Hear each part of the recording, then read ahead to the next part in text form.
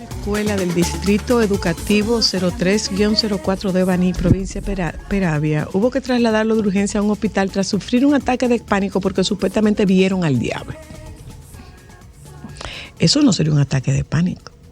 Yo pienso que eso puede ser un brote, eso, ¿no? Puede ser una histeria colectiva o un brote psicótico producto de algún alucinógeno. Eso sí podría ser. Que comiencen a averiguar qué se dieron esos muchachitos o qué le dieron a esos muchachitos, porque que todos, yo entiendo que uno lo vea, pero 5 o 6, algo hay en el agua. Por otro lado, y que viene con el tema que vamos a tratar en el día de hoy. Tú vas a ser muy feliz tratando ese tema, yo no tanto.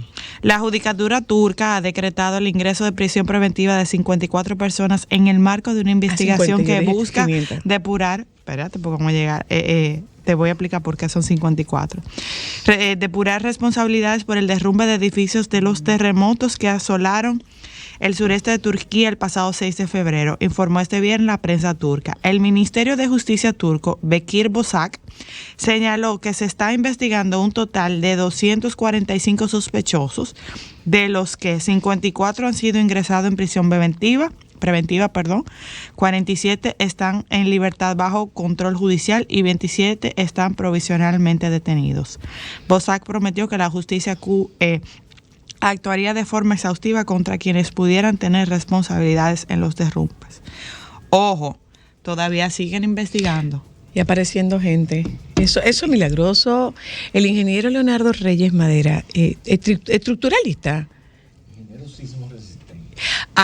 ¿Qué otra cosa? Ingeniero sismo resistente. Nosotros hemos tenido, eso es una de las grandes, esa es una de las grandes adquisiciones que nos dejó Carlos Luciano. En paz descanse. Oye, 9 años de la muerte de Carlos. Dios. El 8. El 7 de febrero. 9 años de la muerte de nuestro querido Carlos. 7. Yo cumplo 9. 7. Sí, no, 9. Tú no cumples el 9. Yo cumplo 9 años de casado. 9 años, son 9 años. Sí. Mire, ingeniero, toquemos el tema de los sismos, las estructuras, los edificios, qué hacer, qué no hacer, porque lo que está corriendo ahora mismo es como que hay mucha actividad sísmica a nivel global y que no se prevé, pero que se espera que esa actividad física incremente en el área del Caribe. ¿Eso es así o no es así? ¿Es positivo esos movimientos o deberíamos asustarnos? Para quienes dicen que está relacionado con el calor, acuérdense que en Turquía hubo este terremoto y están en invierno, o sea que no hay ninguna relación. Al contrario, mucho frío. Buenas tardes. Hola, buenas tardes. Y en México hace frío, que tembló hace poco. Pero en México la temporada más activa es septiembre. ¿Podemos hablar de una temporada más activa que otra, ingeniero? Bueno. ¿O es coincidencia? Si yo te digo que aquí se registraron 188 sismos en enero. Sí, así está publicado por el Centro Nacional de Sismología y por el Observatorio Loyola. ¿De qué depende que nos enteremos o de qué depende que no nos enteremos? Si lo sientes, te vas a enterar. Si no lo sientes, solamente los instrumentos lo van a registrar. Ok. Entonces, los últimos sismos se han sentido porque han sido cercanos a las poblaciones. En el caso de Turquía dijeron que previo a sentirse se vieron luces que son propias de terremotos. Habíamos hablado de eso. ¿Qué es eso? ¿A qué se debe eso? Sí. Es que hay una... Fíjate que lo que pasa, las placas, lo que le llaman placas tectónicas, que no es más que la corteza de la Tierra que está fracturada. Y se fractura porque por ahí salen los volcanes, por ahí es el mismo movimiento, porque la Tierra no es rígida, la Tierra te das cuenta que es una goma, que la ala el sol o le empuja la luna. O sea, hablando en lenguaje muy claro, ¿verdad? Claro. Entonces, ¿qué pasa? Esa corteza está rota. Fíjate que si tú buscas el mapa que refleja la historia sísmica de la Tierra, te vas a encontrar que hay zonas de mucha fractura y de mucho terremoto.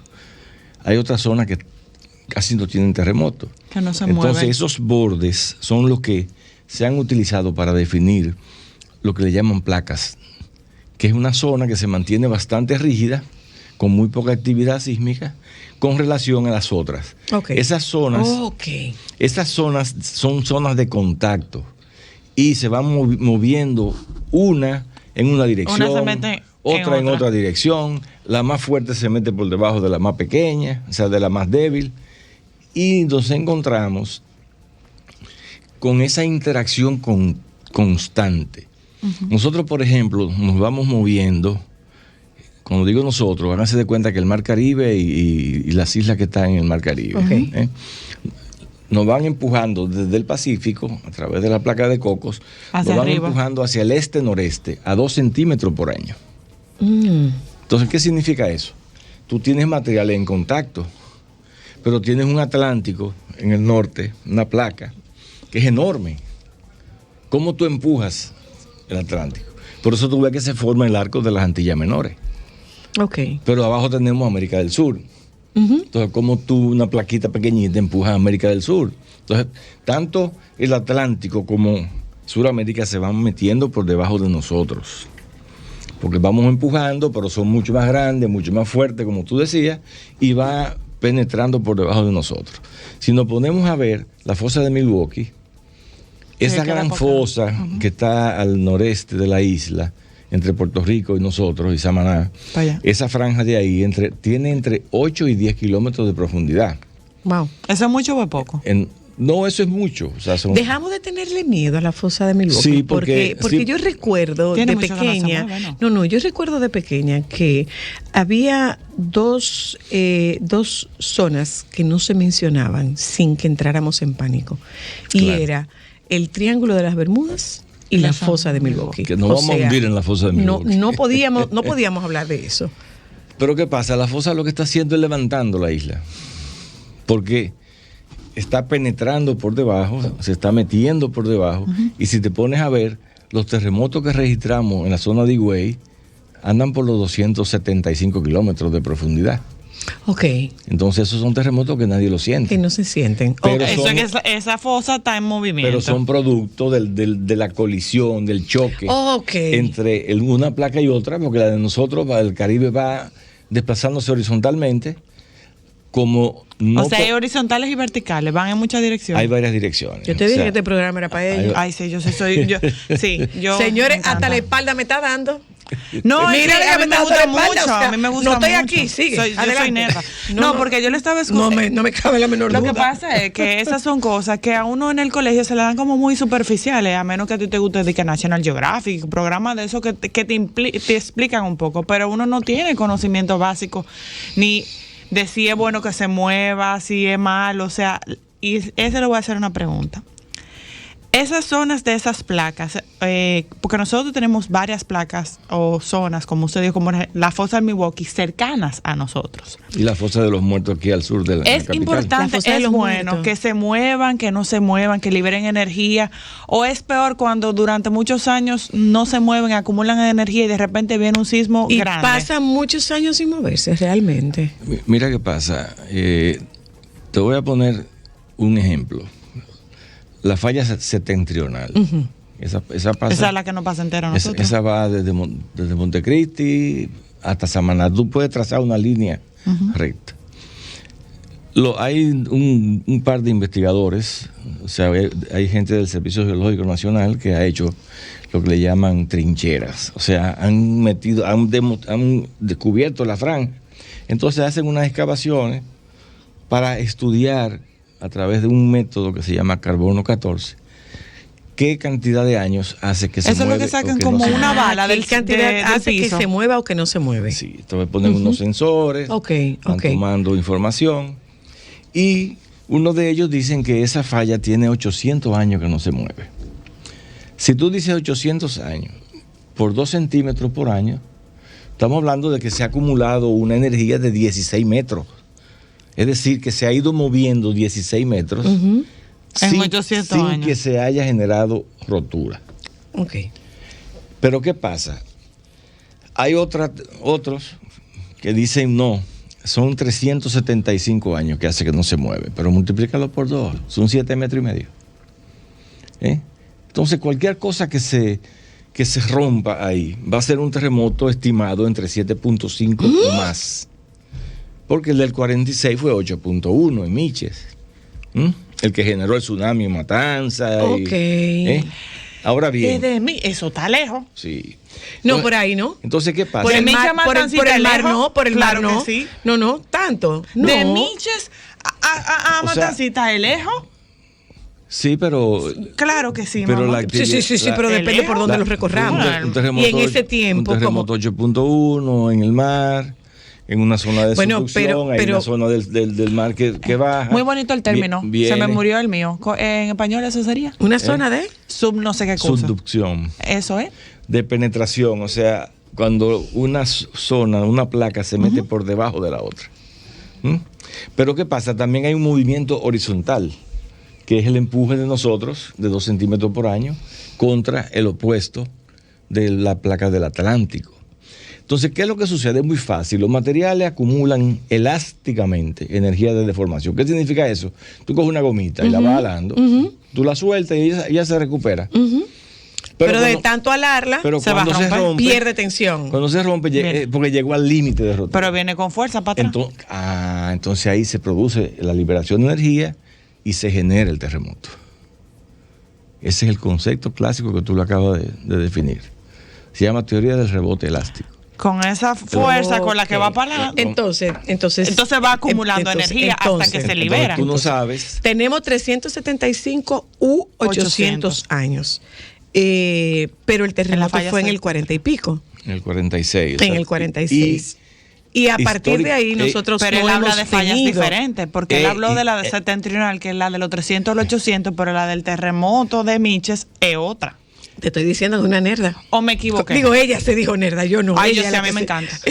¿O me equivoqué, ingeniero Madera? No, lo que pasa, no, porque no la asocian a esa. Porque si no, ya hubiera tenido 76 años como tiene el terremoto, ¿verdad? Ok. Entonces, ¿Ahora qué pasa? ¿Nos preocupamos, no nos preocupamos, nos cuidamos, no nos cuidamos? ¿No hay cómo cuidarse? No, déjame decirte algo. Y es que se ha intentado acorralar más o menos un periodo de recurrencia de los terremotos. Y oye, más o menos cada que se ha intentado acorralar. Sí, o sea. ¿Y cómo se puede acorralar? Bueno, porque tú vas a estudiar y decir, pero mira, aquí hay en esta zona hay un terremoto que se produce más o menos cada 50 años. O cada 100 años. Mira, por ejemplo, el terremoto que afectó la parte oeste en el 2010. Ellos tenían 150 años que no tenían un terremoto. Para ellos no existían los terremotos. Pero si cogemos el mapa de sismos históricos de 1500 a 1900, nos encontramos que sí, que cada 100 años, más o menos, hay un terremoto importante en la isla. Ok, cada 100 años. Sí, entonces tú dices, contamos el de aquel lado, porque llevamos 13 ya. No, necesitamos contarlo para estar más tranquilos. No, porque si nos llevamos de ese, llevamos 13, nos quedan 77. No, 87. Que necesitamos contarlo para estar más tranquilos, porque si no, pues nos quedan 87. No, si no están 76. Mira, si no están 87, si son 13. Hay 76, nos quedan 14. Si nos ponemos a ver, ya me asusté. 24. No, 14. 24, sí, 24. Mira, no, pero lo interesante es que en el 1842 hubo el terremoto más destructivo, que de ellos se le denomina el terremoto de la independencia, porque los haitianos tuvieron que salir corriendo para allá, en Cabo Haitiano. Ah, sí.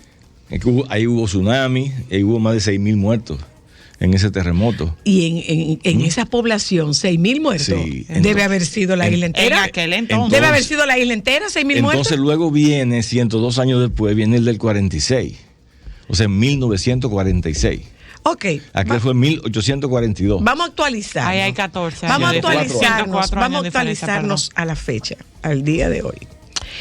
Así como está ocurriendo esta situación con Turquía, de que han sometido a este número de desarrolladores, constructores, ingenieros, por la calidad de sus edificaciones, porque lo contrastante con todo esto es que los edificios que albergan sus oficinas se quedaron intactos. Ellos hablan también de que eran edificios viejos. Se fueron todos. Es que ellos hablan de que eran edificios viejos que no estaban actualizados con las normativas. No. Yo estuve escuchando, creo que en el Sol de la Tarde, estuve yo escuchando un dato que me pareció sumamente interesante y que estaba relacionado con la calidad del hormigón.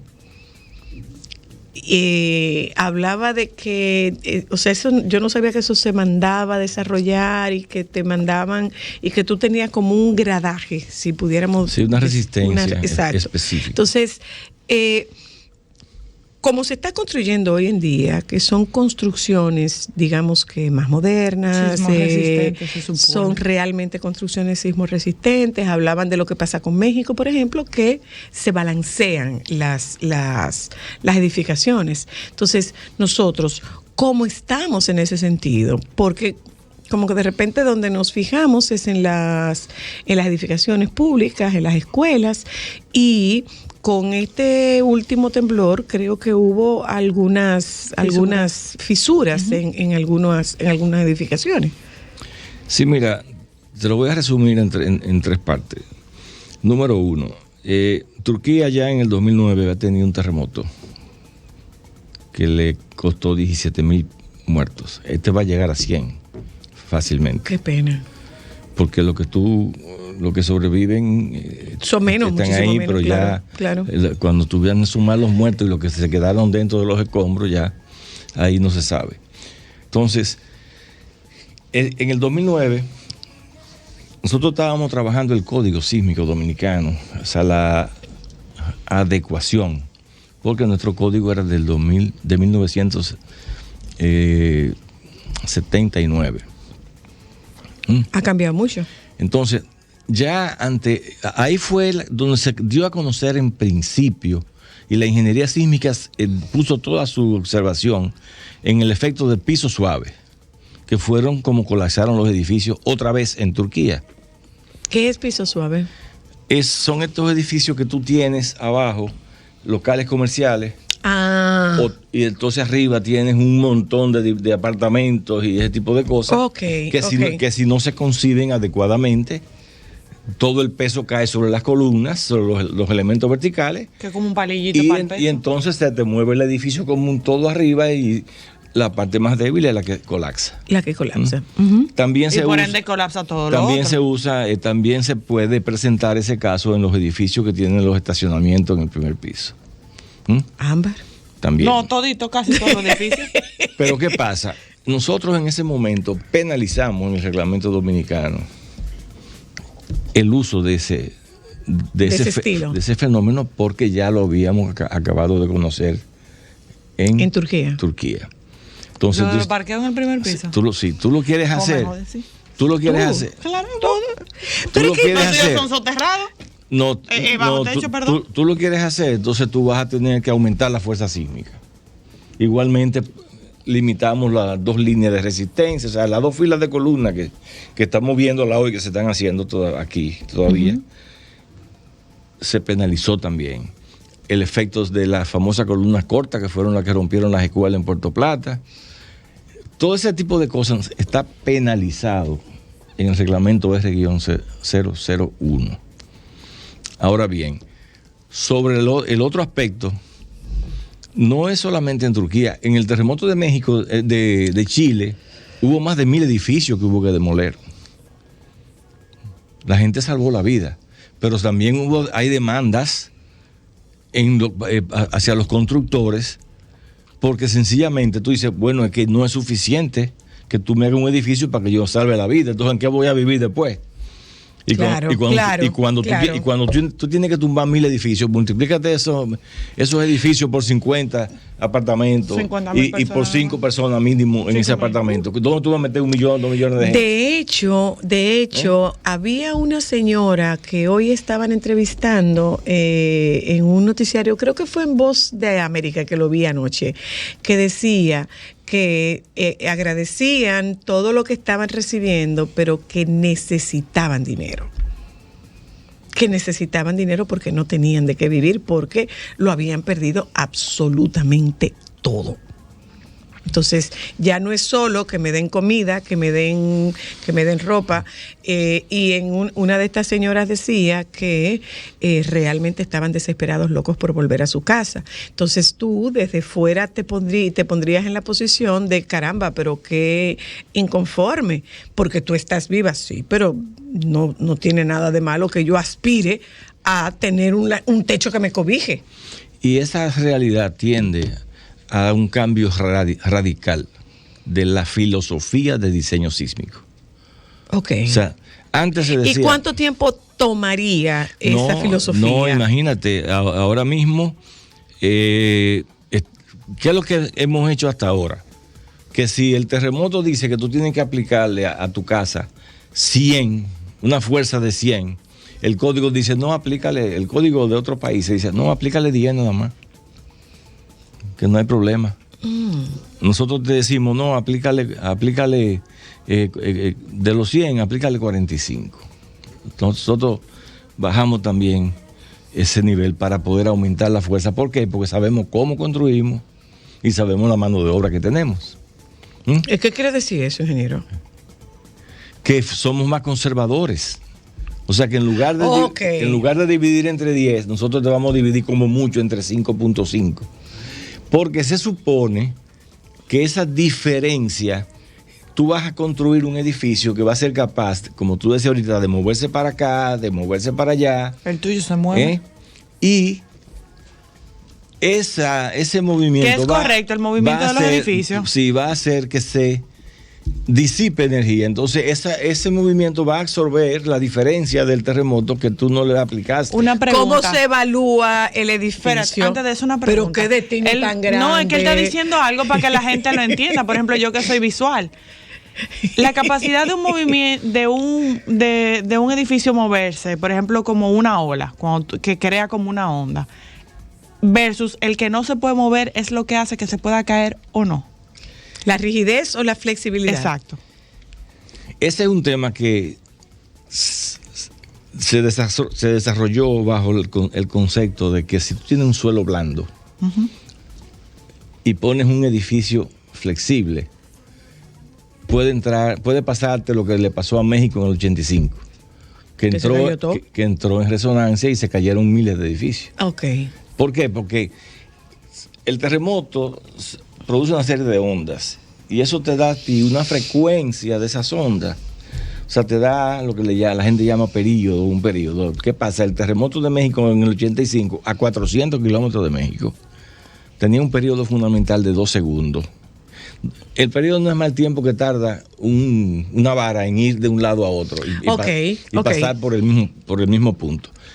Se encontró con un valle de México, con una laguna que osciló a 2 segundos. ¿Qué pasa cuando tú tienes un niño que lo está empujando en un columpio? Se devuelve. Llega un momento que sin mucha fuerza tú le das un empujón y da la vuelta. Sí, sí. Eso se llama resonancia. Okay. Eso quiere decir la amplificación del efecto de las ondas sísmicas. Que no se nos olvide que la Ciudad de México tiene un volcán. Bueno, Puebla tiene un volcán. O sea que propicia todavía más. Entonces, ¿qué pasa? Todos los edificios en Ciudad de México que andaban por 2 segundos de periodo, o sea, todos los edificios que, como tú dices, bailan de un lado para otro, y si bailaban a 2 segundos se cayeron. ¿Por qué? Porque en lugar de 2, se le multiplicó por 4 o por 5 la fuerza y colapsaron. Una cosa, ingeniero. De ahí sale que piso blando, estructura rígida. Roca, estructura flexible. Tiene que ir en contra del suelo. Para que no coincida. Ok. Pregunta un amigo. Para que se hagan resistencia. Pregunta un amigo. Puede ser. Claro, porque si él está diciendo que a suelo rígido, flexible y a suelo flexible, rígido. No es interesante para nada. Pero que si estás asustada porque tu parqueo está abajo. En verdad, sí.